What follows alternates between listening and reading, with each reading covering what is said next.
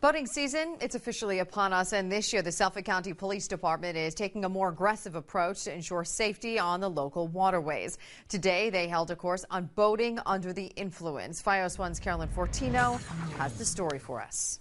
The National Association of State Boating Law Administrators taught a boating under the influence safety course at the Suffolk County Police Academy in Brentwood.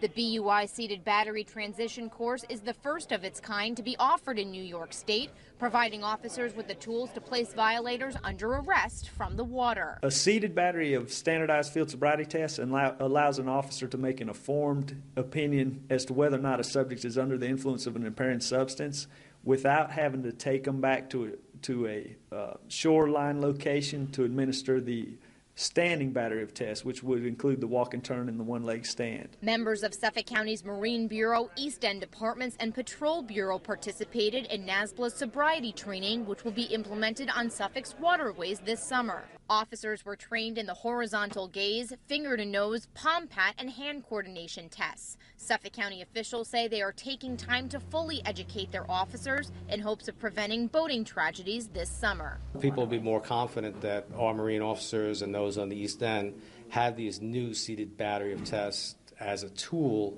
and will be able to use them to make our waterways safer. Boaters we spoke with feel an increase in police presence is just the thing to deter drinking on the waterways. If they show some presence, I think that acts more of a deterrent for people. At least they would try to hide and not be so blatant about it.